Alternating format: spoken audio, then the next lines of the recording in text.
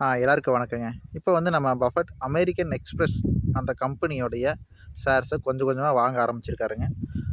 American express கம்பெனிக்கு என்னாச்சு? எந்த ஸ்கேம்ல அந்த கம்பெனி மிகப்பெரிய அளவுல பிரச்சனைய சந்திச்சாங்க அப்டின்னா, ம முன்னித்த இதில பார்த்துருங்க. பார்ட் 22ல பார்த்தீங்க அப்டின்னா, அத பத்தி நான் பேசியிருப்பேன். பார்க்காதவங்க அதில போய் பார்த்து தெரிஞ்சுக்கங்க. இப்போ அமெரிக்கன் எக்ஸ்பிரஸ் வந்து நீதிமன்றத்தில போய் சொல்லுது, நாங்க இந்த நஷ்டத்த ஏத்துக்கிட்டு ஒரு $68,000,000 நாங்க வந்து பேங்க்குக்கு எல்லாத்துக்கும் செட்டில் பண்ணிடுறோம். யாரெல்லாம் கடன் குடுத்தாங்களோ, அவங்களுக்கெல்லாம் வந்து நாங்க $68,000,000 குடுத்துர்றோம். அப்படின்ட்டு அமெரிக்கன் எக்ஸ்பிரஸ் சொல்லுது.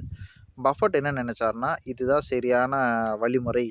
ஏன் அப்படின்னா, ஒரு நற்பெயர ஒரு நிறுவனம் காப்பாத்தியே ஆகணும்.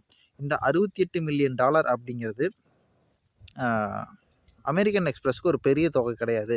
அது வந்து ஒரு வருஷத்தோடைய டிவிடெண்ட் தொகை தான். ஆ அதனால இந்த அமெரிக்கன் எக்ஸ்பிரஸ் எடுத்த முடிவு சரி அப்படின்னு நினைக்கிறாரு.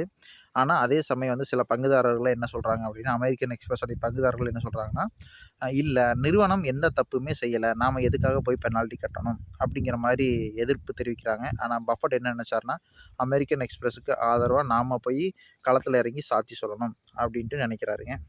இதே காலகட்டங்கள்ல உருண்டுகிட்டே இருக்குது. அவருடைய போர்ட்ஃபோலியோல அமெரிக்கன் எக்ஸ்பிரஸ் அப்படிங்கிற ஒரு ஷேர்ஸ் வந்து அதிகமாயிட்டே போகுது. கிட்டத்தட்ட ஒரு $13,000,000 வந்து அமெரிக்கன் எக்ஸ்பிரஸ் ஷேர்ஸ்லயே வாங்கிட்டாருங்க. அதாவது அ மிகப்பெரிய ஒரு தொகை. அதாவது இவருடைய குருநாதராகிய கிரஹாமுக்குடைய பிரின்சிபலுக்கு இது நேர் எதிரானதா இருந்துச்சு. ஆனா இது சார்லி மங்கருடைய பிரின்சிபலுக்கு ஒத்துப்போச்சு. சார்லி மங்கர் ஆலோசனை குடுத்து தான் பஃபட் வந்து இந்த அமெரிக்கன் எக்ஸ்பிரஸ வாங்கியிருக்காரு. இது ஏன் வாங்குனாரு அப்டின்னா, ஒரு நல்ல நிறுவனத்த ஒரு சிறந்த விலையில வாங்குறது அ தப்பில்ல. அது சரிதான். அதாவது இதுக்கு முன்னாடி வந்து சிகரெட் பட் அப்படின்னு சொல்லுவாங்க. அதாவது சிகரெட்டு குடிச்சிட்டு கீழ போடுவாங்கல்லங்க. அதில இன்னும் 2 எடுத்து ஒரு ஊது ஊதுனா, அது கொஞ்சம் கிடைக்கும்ல. அந்த மாரி லோ வேல்யூ இருக்கக்கூடிய ஸ்டாக்க வாங்கி, கொஞ்சம் அதிக விலைக்கு வித்து லாபம் பார்த்துட்டு இருந்தாரு இது நாள் வரையிலும். ஆனா, நம்ம சார்லி மங்கர் வந்ததுக்கப்புறம், அ அந்த மாரியெல்லாம் நம்ம பண்ணக்கூடாது. ஒரு நல்ல நிறுவனத்த அ நல்ல விலைக்கு கிடைச்சுச்சு அப்படின்னா, அத நம்ம வாங்கி ஹோல்டு பண்ணிக்கணும். அது விக்கணுங்கிற எண்ணம் வரக்கூடாது. அதை ஹோல்டு பண்ணணும். அதன் மூலியமா வந்து நீண்ட கால அடிப்படையில நம்ம மிகப்பெரிய லாபத்த சம்பாரிக்க முடியும் அப்படிங்கிறத வந்து சார்லி மங்கர் வந்து பஃபட்டுக்கு சொல்லியிருந்தாரு. ஸோ சார்லியோடைய மங்கருடைய ஆலோசனையின் பேரில பஃபட் அமெரிக்கன் எக்ஸ்பிரஸ மிகப்பெரிய அளவுல வாங்குறாருங்க. அவருடைய போர்ட்ஃபோலியோல 40% 40% வந்து அ அந்த பங்குலயே வந்து முதலீடு பண்றாரு. என்ன காரணம்னா, குட்வில் அப்படிங்கிறாங்க. இப்ப நான் உங்களுக்கு எளிமையா புரியணும் அப்படின்னா, இப்ப நம்ம டாட்டா அப்படின்னு நம்ம சொன்னோம்னு வச்சுக்கங்களேன், அ அது ஒரு பிராண்ட். அ அந்த டாட்டா கம்பெனி பத்தி நம்ம வந்து தவறா எங்கேயுமே நம்ம பேசிற முடியாது. ஏதாச்சும் ஒரு மக்களுக்கு ஒரு பிரச்சனை, ஒரு நாட்டுக்கு ஒரு பிரச்சனை அப்படின்னா, அந்த டாட்டா குழுமம், டாட்டா ஃபேமிலி மின்னால வந்து நிப்பாங்க.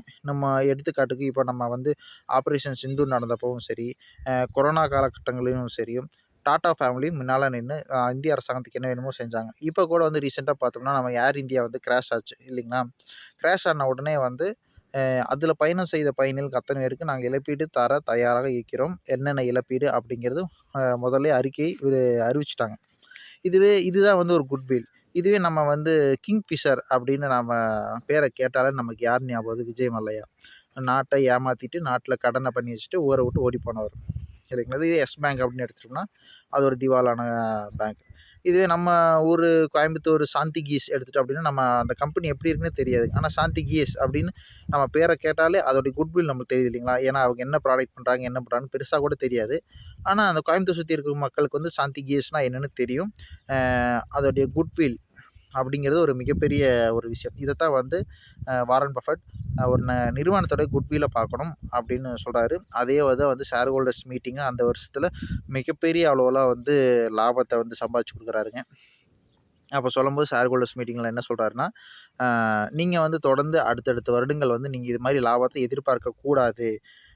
இது மாரி லாபம் எப்பாச்சும் வரும். ஆனா தொடர்ந்து நீங்க எதிர்பார்க்காதீங்க. அப்டின்ட்டு அவரு சொல்றாரு. ஆனா உள்ளுக்குள்ள வந்து மிகப்பெரிய அளவு லாபம் வரும் அப்டின்னு அவருக்கு தெரியும். ஆனா வந்து ஷேர் ஹோல்டர்ஸ்க்கு வந்து முன்னாடியே வந்து ஒரு அஷ்யூரன்ஸ் குடுக்க மாட்டாரு.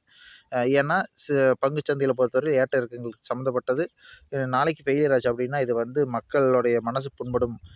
ஒரு எதிர்பார்த்து கிடைக்காம போச்சு அப்டின்னா அதாவது அதாவது எதிர்பார்க்காம கிடைச்சத விட எதிர்பார்த்து கிடைக்காம போகிற ஒரு வழி வந்து அதிகம். அதனால் வந்து பஃபட் ஒவ்வொரு ஷேர் ஹோல்டர்ஸ் மீட்டிங்கும் நம்ம லாபம் அதிகமாக சம்பாதிச்சிருக்கிறோம், அடுத்த வருடம் இதை விட அதிகமாக லாபம் வரும்னு எதிர்பார்க்க வேணாம், நம்ம கணிசமான ஒரு லாபம் வரும் அப்படின்னு நம்ம எதிர்பார்க்கலாம் அப்படிங்கிற மாதிரி சொல்கிறாருங்க. இதையெல்லாம் முடிச்சுட்டு அடுத்ததாக ஒரு கம்பெனியை வந்து கண்டுபிடிக்கிறாருங்க. அந்த கம்பெனி தான் வந்து இன்றைக்கி உலகத்தை மிகப்பெரிய அளவில் ஒரு முதலீட்டு நிறுவனமாக இருக்கக்கூடிய பெர்க்ஷையர் ஹாத்வேவை எப்படி கண்டுபிடிச்சாரு, அந்த நிறுவனத்தை எப்படி வாங்கினாங்க அப்படிங்கிறத வந்து அடுத்த சாப்டரில் வருதுங்க. நம்ம அடுத்த சாப்டர் பார்க்கலாம்.